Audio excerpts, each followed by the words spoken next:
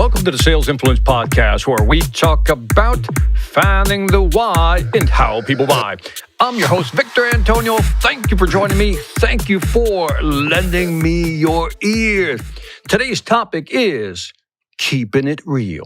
Yeah, let's keep it real. I'm going to give you a formula for keeping it real, especially when you're connecting face-to-face or via video. How do you keep it real? Well, I'm going to use the word real as the acronym and share with you 4 key elements that you're going to use to make sure you connect and engage with people. Again, whether it's virtual or face-to-face, this is how you do it. This is how you keep it real. First, the R in the word real stands for rapport. I know what you're thinking. That's pretty basic, Victor. But wait a minute. A lot of people have a hard time building rapport. I always say that rapport begins with you being comfortable with who you are. That's the toughest thing to do, is be comfortable with who you are. Because once you're comfortable, if you're communicating that in your tone, in who you are, your body language, your posture, your facial expressions. When you're in line with who you are, in sync with who you are, you're able to connect easier. But how do you build that rapport? Once you're in line, how do you build rapport? First of all, I always look for common ground. And trust me, you can find common ground anywhere. You can start out with something basic. For example, what kind of food do you like? They're going to say, well, I kind of like spaghetti. I say, well, I like meatloaf. We can find some common ground. We finally probably wind up eating cheesecake. Yeah, we both like cheesecake. Boom, we got some rapport built. Again, you can ask about interests, even if the interests are not the same as yours. For example, you can say your interest is baseball. And I can say, my interest is chess, which I don't play. But let's just say that I go with that example. Now, you may think there's not any alignment there, but there is. Both games require strategy. So you can talk about maybe some comparisons there about strategy. Look for something that ties it in. How about belief systems, right? Sometimes people have a strong belief about something, and that's what I typically like to explore, especially, this is going to sound unusual, when somebody has a different belief system than mine. I find that a fascinating conversation to be had, because what we want to do as we go through life is learn from other people. Now, when I listen to other people tell me what their belief system is, I don't listen to judge and question. I listen to learn. Big difference. And sometimes you'll be amazed that if you just listen, quiet listen, and really try to understand where they're coming from. Even if you don't agree with them, you'll gain a new perspective and understand them better. So again, look for common ground, find some common interests, and let's listen to belief systems, right? Try to understand. And again, you'll be amazed how many times you find people with your belief systems, and that's even easier, right? Because when people believe what you believe, man, you just link up, sync up real quick. Now, E, this one's important. Empathy. Empathy, not sympathy. You've heard me talk about this in the past. Sympathy is one thing, but empathy is feeling their pain, putting yourself in their position. Now, this is really interesting because I think, to me, the crux of selling, the crux of connecting with anyone is really empathy. If I can take the time to understand where you're coming from, your headspace, live a day in your shoes mentally, right? If I can truly understand that, then my conversation will change dramatically because I get you. Let me say this again. This is too important just to kind of gloss over too quickly. If I really take the time to understand my client, see the client, be the client, right? And let's say I try to imagine a day in the life of, for example, a chief technical officer. Just kind of play the mental game by yourself first. And let's go through it.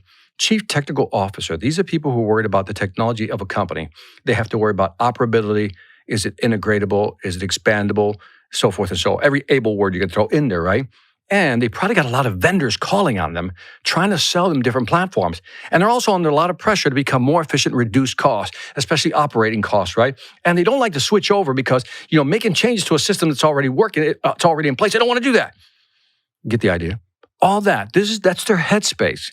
And if you can understand that headspace, when you present your product or your solution or your service, understanding their headspace is going to allow you to give it that top spin, that little English, as I say, to kind of spin it so it's more acceptable and not rejectable.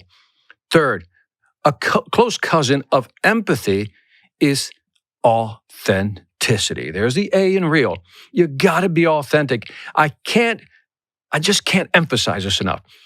Until you get comfortable with who you are, you talk the way you normally talk. You don't try to talk above your pay grade. You don't try to sound like everybody else. You don't try to just, be somebody's friend, build a relationship right there and then. No, you need to be authentic. You got to be professional, but you also have to be authentic.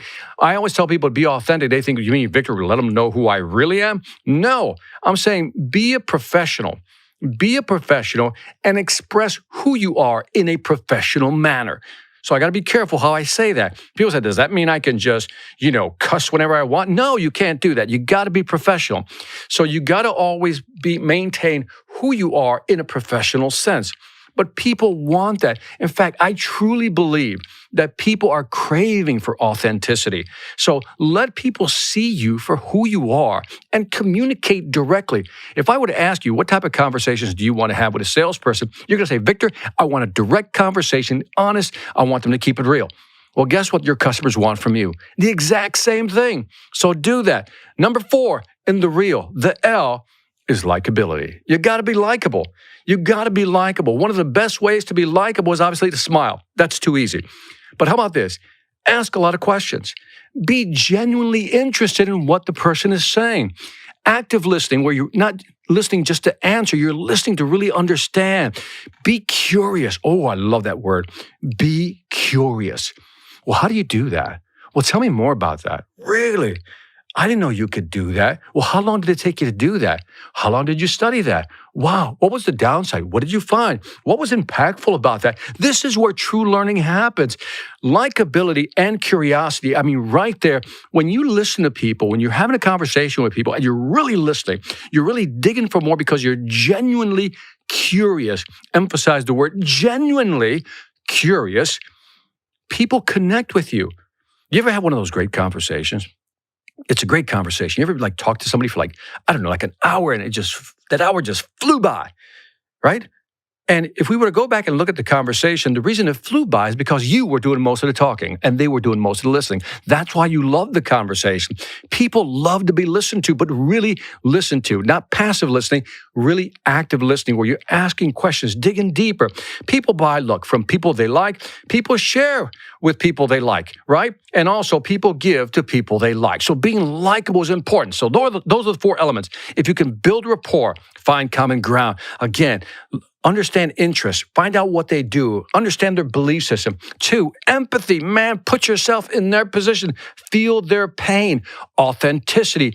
Be you, be open, be honest, be professional. Last but not least, be likable. Likability is going to get you very, very far. And that is it for this Sales Influence podcast. Don't forget to leave me some feedback on iTunes, Stitcher, YouTube, Spotify, Pandora, or wherever you find me. Let me know what you think. I always appreciate your feedback. Also, if you haven't checked out my online sales training platform, the Sales Velocity Academy, why not? Over 50 courses, 500 videos. The programs are growing. My books are there as well. So if you really want to increase your sales velocity, go to salesvelocityacademy.com. Lastly, I want to thank you for listening. This is Victor Antonio, always reminding you, selling ain't hard when you know how. Take care.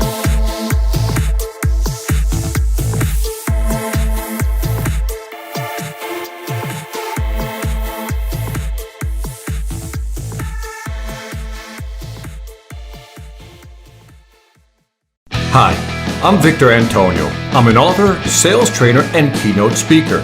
I'm often asked, what makes a great speaker? Is it someone who delivers real content that the audience can use? Is it someone who engages the audience so they're part of the learning experience? Or is it someone who can motivate an audience to push them beyond their comfort zone and discover new abilities? The answer is yes. But the most important thing to remember is that I'm not there to look good. I'm there to make my client look good. Simply put, it's never about me, and it's always about them.